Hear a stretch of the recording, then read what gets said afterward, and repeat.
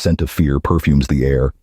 Sweat-slicked hands grasp weapons and steady themselves on the rails of speeding war chariots. Thousands of hearts pump as one, their thunderous beats mirroring the approach of two civilizations locked in a struggle that will change history. It's 1274 BC, and on the Syrian plain by the Orontes River, empires prepare to clash. We might think of these ancient armies as a blur of bronze and dust, but behind every helmet is a human face.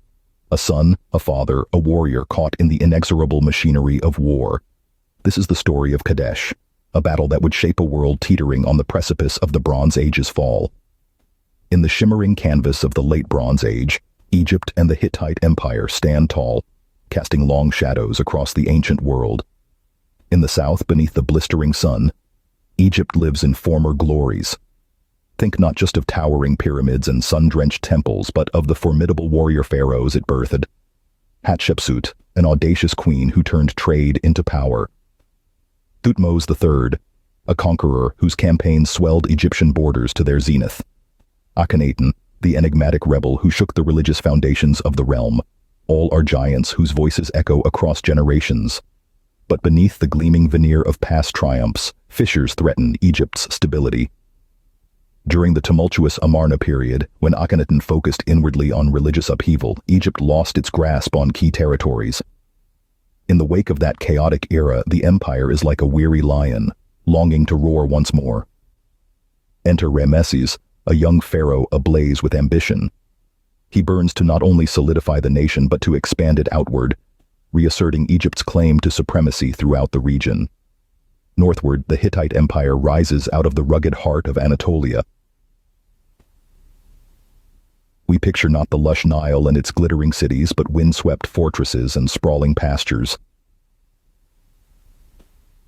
These proud people descended from hardy tribes, and their skill at taming and utilizing horses brought them military prowess. Kings forged the disparate lands of Central Asia Minor into a unified state, shrewdly balancing conquest with intricate treaties.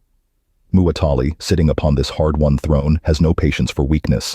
He's expanded his kingdom's eastern borders, weathered challenges throughout his long reign, and will not let upstart pharaohs steal territory under his watch. This isn't just a clash of royal egos. We must go beyond the palace walls, picturing ordinary people whose lives hang in the balance. Egyptian farmers till the Nile's fertile soil, the fruits of their labor feeding both families and legions.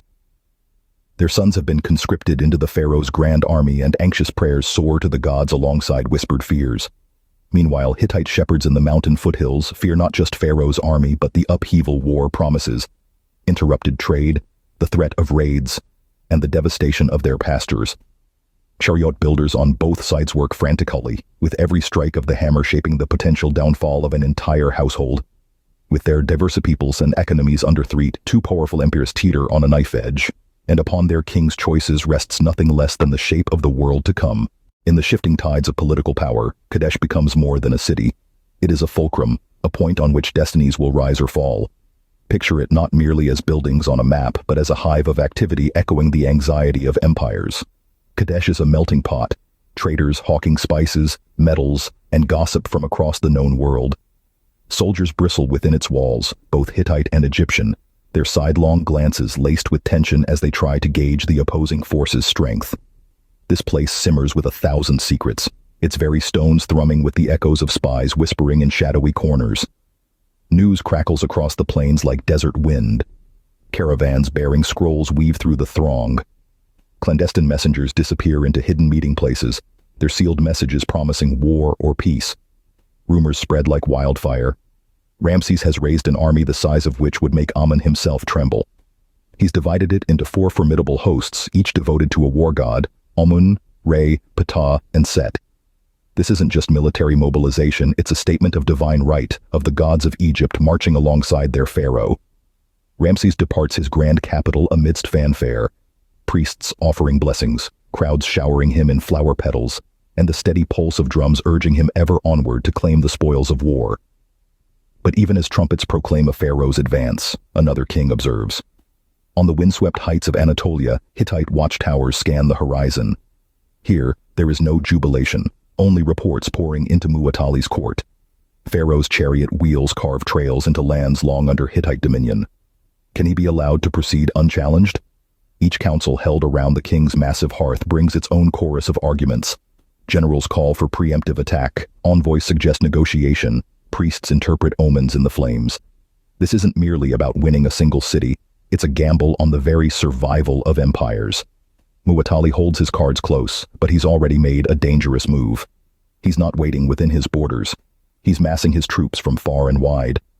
Allies who've enjoyed his protection owe him fealty in this hour of need.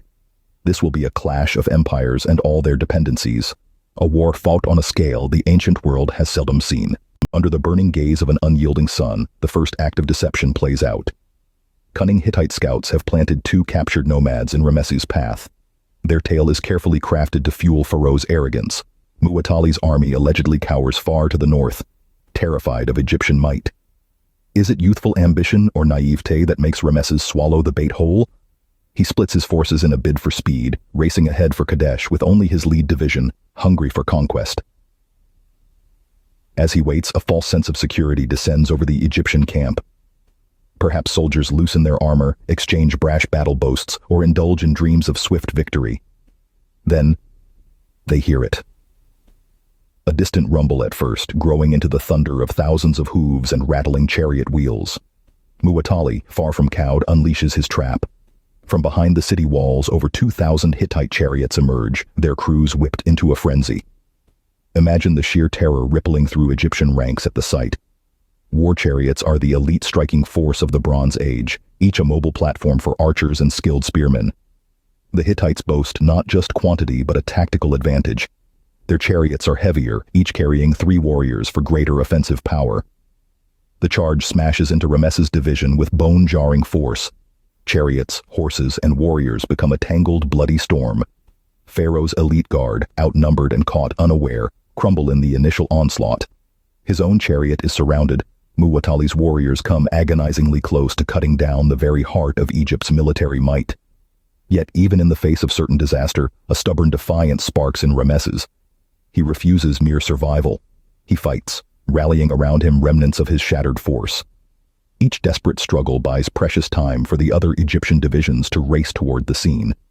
Legends would be born this day about the pharaoh's courage, even in the face of a battle seemingly lost. Finally, there's a glimmer of hope. The other Egyptian divisions surge across the Orontes. Chariots careen over makeshift bridges, infantry clash in the shallows, cries echoing around the once placid river. With fresh troops charging in, the Hittites begin to falter. They haven't expected this level of Egyptian ferocity. But there's a reason Muwatalli is a famed ruler. He quickly maneuvers reserves into the fray, keeping the fight a swirling mass of desperation on both sides. Egyptian chariots wield speed as their primary weapon, striking and evading. The Hittites favor massed force, attempting to overwhelm pockets of resistance. Infantrymen battle for control of high ground, archers loose thickets of arrows, and the wounded are trampled beneath merciless onslaught. As the sun sinks lower, neither side has yielded a decisive blow. Exhaustion bit deep. Amidst the chaos in the end, both sides claimed victory, but neither dealt that critical decisive blow. For the first time in recorded history, war gives way not just to peace, but established cooperation. The first peace treaty is signed. Kadesh foreshadows a shift in the Bronze Age political landscape. No longer is it simply about domination. It's about balancing power through alliance and mutual understanding. In centuries to come, treaties will become tools of state, as common as armies. In a way, Kadesh teaches these empires a lesson too complex for its own era. Sometimes diplomacy triumphs where war fails. Of course, this isn't the end of conflict in the ancient world. Battles would be fought, empires would rise and fall. Indeed, the late Bronze Age ends not with a whimper, but an era-defining collapse as multiple civilizations shatter within a mere generation. The causes are intricate and debated, but the exhaustion laid bare at Kadesh likely plays a part. Yet, as we peer through the lens of history, the significance of Kadesh endures.